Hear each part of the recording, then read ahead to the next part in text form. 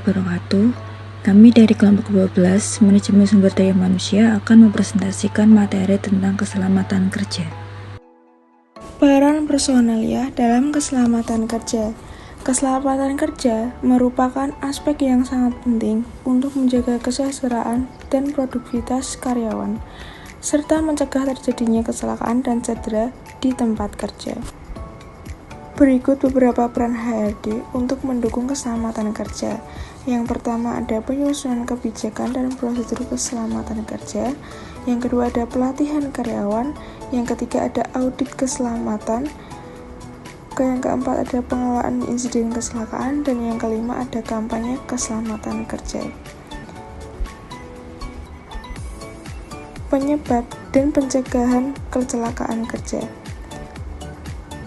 Kecelakaan kerja dapat terjadi karena berbagai faktor, baik bersifat internal maupun eksternal.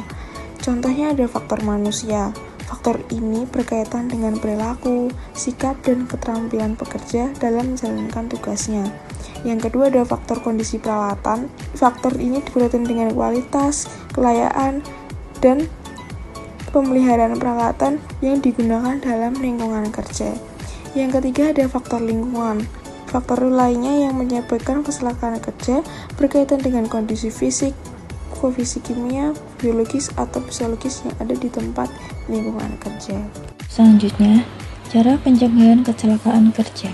Yang pertama, memahami dan melaksanakan K3 yaitu keselamatan dan kesehatan kerja. Yang kedua, membuat SOP dan pembagian kerja. Yang ketiga, memberikan pelatihan kepada pekerja. Yang keempat, memperhatikan kondisi tubuh. Dan yang kelima, mendaftar asuransi.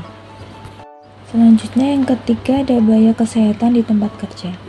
Yang pertama, bahaya kerja kimiawi, contohnya seperti bahan kimia, debu, asap, dan uap. Yang kedua ada bahaya kerja fisik seperti kebisingan, getaran, suhu ekstrim, dan pencahayaan yang tidak memadai.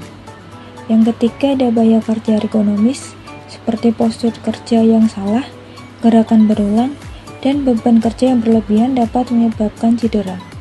Yang keempat ada bahaya kerja biologis seperti paparan terhadap virus, bakteri, jamur, dan parasit yang menyebabkan penyakit.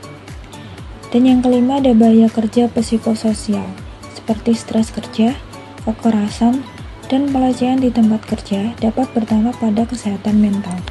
Selanjutnya, cara pencegahan bahaya kesehatan di tempat kerja. Yang pertama ada identifikasi dan penilaian risiko, yaitu lakukan identifikasi dan penilaian risiko bahaya di tempat kerja secara berkala. Yang kedua ada pengendalian risiko, yaitu eliminasi, substitusi, pengendalian teknis, pengendalian administratif, dan penggunaan alat pelindung diri. Yang ketiga ada pelatihan dan edukasi, yaitu dengan memberikan pelatihan dan edukasi kepada karyawan tentang bahaya di tempat kerja dan cara pencegahannya. Yang keempat ada pemantauan kesehatan, yaitu dengan melakukan pemantauan kesehatan karyawan secara berkala untuk mendeteksi dari adanya masalah kesehatan. Selanjutnya, keamanan kerja dan manajemen risiko. Keamanan kerja adalah unsur-unsur penunjang dan mendukung terciptanya suasana kerja yang aman dan baik berupa materi maupun non-material. Ada yang pertama unsur-unsur penunjakan keamanan yang bersifat material, di antaranya baju kerja, helm, kaca mata, sarung tangan, sepatu. Yang kedua ada unsur-unsur penunjakan keamanan yang bersifat non-material, di antaranya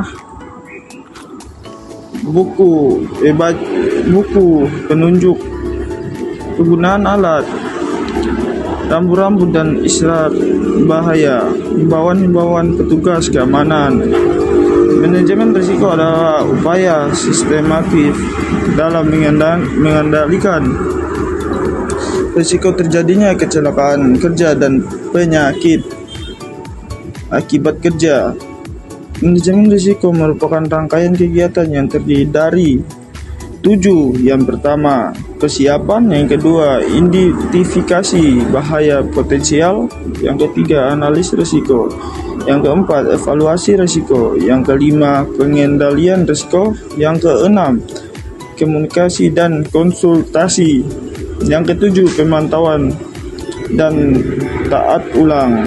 Kesimpulannya, keterlibatan HRD harus secara aktif mendukung kesehatan kerja, serta perusahaan dapat menciptakan lingkungan kerja yang aman, sehat, dan produktif bagi semua karyawan.